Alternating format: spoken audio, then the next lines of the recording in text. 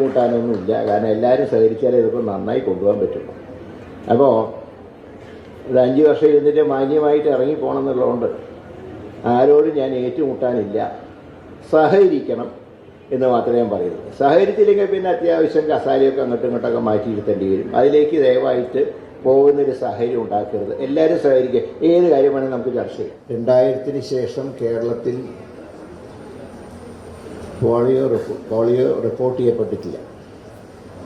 ഇപ്പോൾ ഡോക്ടർമാർക്കറിയാം ഈ പോളിയോ വരാനുള്ള സാഹചര്യങ്ങളെന്ന് പറയുന്നത് മനുഷ്യൻ്റെ വിസർജനം കലർന്ന വെള്ളം വയറ്റിൽ ചെല്ലുമ്പോഴാണ് ഈ രോഗത്തിൻ്റെ ഒരു പ്രധാന കാരണം.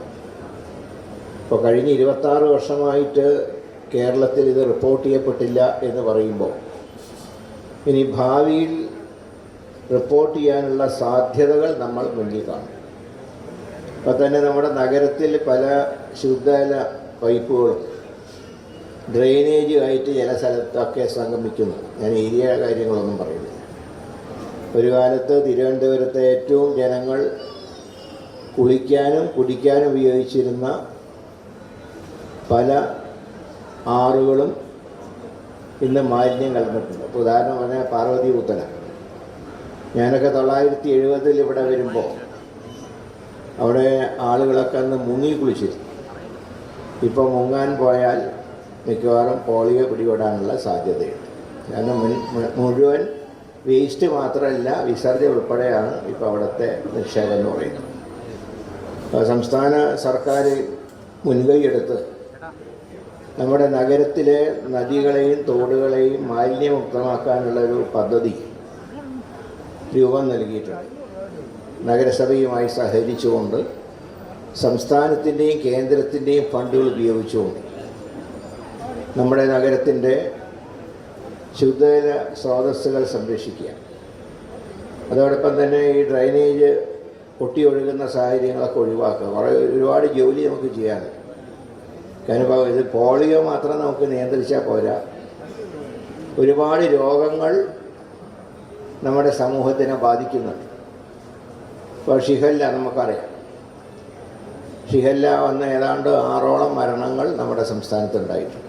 ഈ 6ഓളം മരണങ്ങൾ എന്ന് പറയുന്നത് ജനുവരി മുതൽ ജൂൺ വരെയുള്ള ഒരു കണക്കെടുപ്പാണ്. 200-ൽ പരം രോഗികൾക്ക് ഈ രോഗം സ്ഥിരീകരിക്കപ്പെട്ടിട്ടുണ്ട്. അതുപോലെ തന്നെ ഇടയ്ക്കിടയ്ക്ക് പ്രത്യക്ഷപ്പെടുന്ന നിപ എന്ന രോഗം, ഡെങ്കിപ്പനി. അപ്പോൾ ഇതെല്ലാം നമ്മുടെ സമൂഹത്തിൽ ഉള്ളപ്പോൾ പോളിയോനെ മാത്രമല്ല മറ്റ് പകർച്ചവ്യാധികളെയും തടയേണ്ട ഒരു സാഹചര്യമാണ്. ഇപ്പോൾ തന്നെ ഡെങ്കിയെ പറ്റി പറഞ്ഞു. കൊതുകുകൾ ആണ് ഡെങ്കി ഉണ്ടാക്കുന്നത്. കൊതുകില്ലെങ്കിൽ ഡെങ്കിയില്ല. അപ്പോൾ ഇതിൽ നമുക്ക് ഈ പകർച്ചവ്യാധികൾ തടയണമെങ്കിൽ ആരോഗ്യവകുപ്പ് മാത്രമല്ല പല വകുപ്പുകളുടെയും സഹായ സഹകരണങ്ങൾ വേണം. അതിൽ പ്രധാനപ്പെട്ടതാണ് തദ്ദേശ സ്വയംഭരണ സ്ഥാപനങ്ങൾ. കാരണം അതാണ് ഈ മാലിന്യങ്ങൾ നീക്കം ചെയ്യുന്നതും മാലിന്യങ്ങൾ സംസ്കരിക്കുന്നതും.